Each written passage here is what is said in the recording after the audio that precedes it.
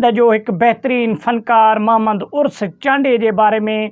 तो मोहम्मद उर्स चांडियो केरें किथां जो आहे, मोहम्मद उर्स चांडे के एडी इज्जत एडी शोहरत सिंध में छो मिली।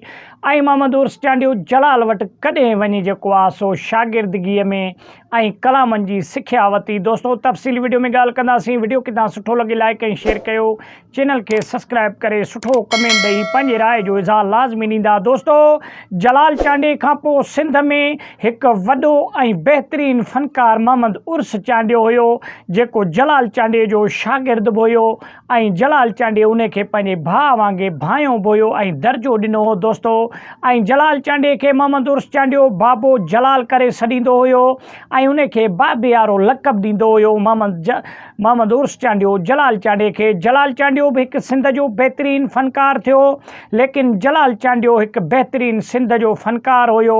ऐं मोहम्मद उर्स चांडियो जॾहिं ॻाइण जी तरफ़ आयो त पंहिंजे इलाइक़े में नंढा वॾा जेके मेला हूंदा हुया उते वञी जेको आहे सो गीत वग़ैरह चवंदो हुयो।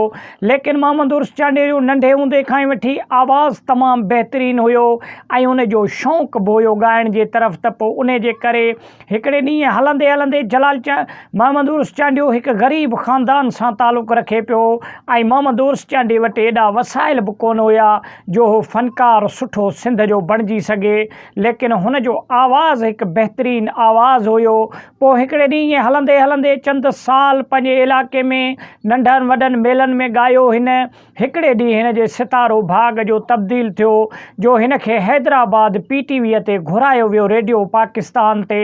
उते जॾहिं मोहम्मद उर्स चांडे जा कलाम ऐं सॉन्ग लाइव माण्हुनि खे ॿुधाया विया, उन खां पोइ मोहम्मद उर्स चांडे जो सितारो जाॻियो ऐं मोहम्मद उर्स चांडियो सिंध में मक़बूल थियणु स्टार्ट थियो। दोस्तों जॾहिं रेडियो पाकिस्तान ते मोहम्मद उर्स चांडे गीत ॻाया, उन खां पोइ जेके ॿियूं मुख़्तलिफ़ कंपनियुनि वारनि जो अखि खुली वियो त भेणा हे हिकु बेहतरीन फनकार आहे ऐं हिन जो आवाज़ बि तमामु बेहतरीन आहे, छो न हिन मां फ़ाइदो हासिलु कजे। पोइ खोड़ सारनि कंपनी वारनि मोहम्मद उर्स चांडे सां राब्तो कयो ऐं मोहम्मद उर्स चांडे जा पोइ कलाम हितां रिलीज़ थियणु स्टार्ट थिया। दोस्तों मोहम्मद उर्स चांडियो सिंध में ॿियो नंबर वॾो फनकार हुयो।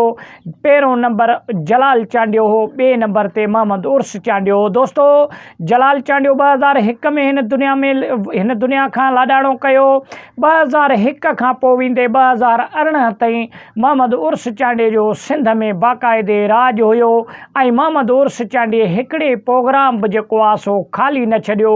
मोहम्मद उर्स चांडे खे जंहिं बि महफ़िल जिथे शादी हूंदी, मेलो मलाखड़ो हूंदो हुयो, मोहम्मद उर्स चांडे खे दावत ॾेई ऐं मोहम्मद उर्स चांडे खे घुराईंदा हुया। दोस्तों सिंध जा फनकार हिकु बेहतरीन पंहिंजो ॾात रखनि था ऐं जेको आहे सो हिकु बेहतरीन फनकार आहिनि ऐं सिंध वासी बि उन्हनि खे तमामु बेहतरीन मोट ॾींदा आहिनि। त दोस्तों मोहम्मद उर्स चांडे तमामु घणियूं तकलीफ़ूं पंहिंजे ज़िंदगीअ में ॾिठईं, लेकिन पंहिंजे बीमारीअ सां बि मुंहुं ॾींदो आयो। उन जा गुर्दा ॿई ख़तमु हुया।